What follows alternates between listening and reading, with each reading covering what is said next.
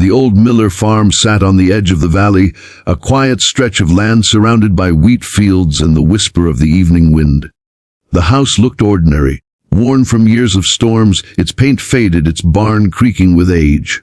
But inside that modest home lived a woman whose past could never be guessed by her neighbors. Her name was Sarah Miller, a 36-year-old single mother raising her 10-year-old son Ethan after tragedy had already shaped her life in ways no one could imagine.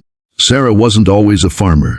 Years ago, she had been one of the most lethal women in the U.S. Army Special Forces, a Green Beret sniper trained in reconnaissance, survival, infiltration, and elimination. She had been deployed to the harshest terrains, the darkest battlefields, and had faced enemies far more terrifying than anything a small town could ever produce. But she had left that life behind after the death of her husband, another soldier, choosing instead to raise Ethan quietly, far away from bloodshed.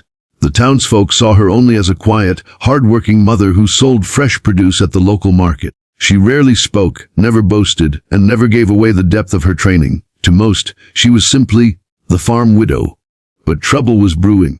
The town had its bullies, not just in the schools but in the grown-ups too.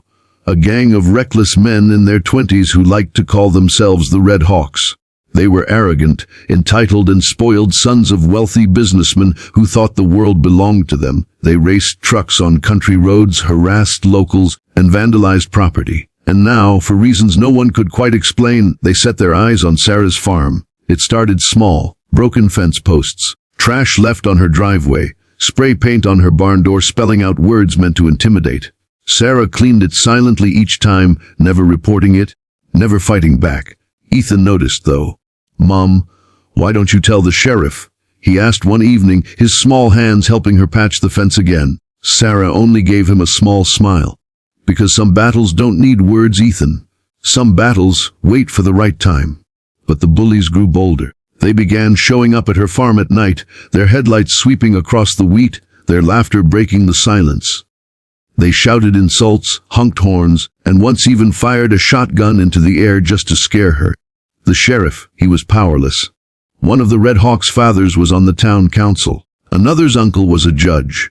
Complaints went nowhere. The whole town whispered, "That poor widow, she can't handle them. They'll drive her off her land."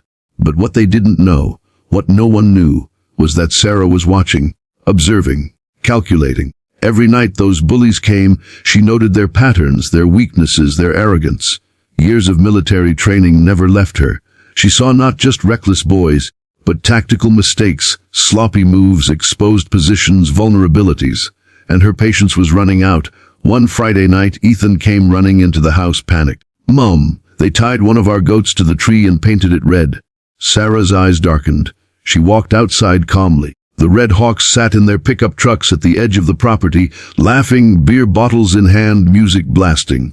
One of them shouted, "Hey, widow! Sell us the farm already before we burn it down." Sarah's jaw tightened. For the first time, she shouted back, "Leave now. This is your last chance." The laughter grew louder. They thought she was weak. They thought she was harmless. But that night, when Ethan went to bed, Sarah went to the attic. She opened an old chest she had not touched in years. Inside lay a carefully packed sniper rifle, her military fatigues, her boots polished like new. She ran her hand across the steel of the weapon, the memories flooding back. The woman who had once defended her country was awakening again. She whispered to herself, "You chose this fight." The next day the Red Hawks returned. But this time Sarah was ready. She had transformed her farm into something else entirely. A battlefield. Subtle traps hidden in the fields. Old military camouflage laid across the barn. Choke points created where trucks couldn't maneuver.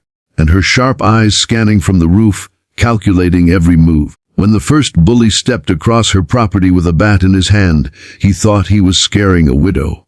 Instead, he felt the snap of a rope trap around his ankle, pulling him down hard into the dirt. His friends laughed, until a warning shot rang out, the bullet exploding a glass bottle on their truck hood with sniper precision. The laughter died instantly. Sarah's voice echoed from the shadows. "You came to the wrong farm." The Red Hawks froze. They had no idea who they were dealing with. To them, she was just a farmer. But now every instinct screamed at them that something was very, very wrong. For the first time, fear entered their arrogant eyes. And that was only the beginning.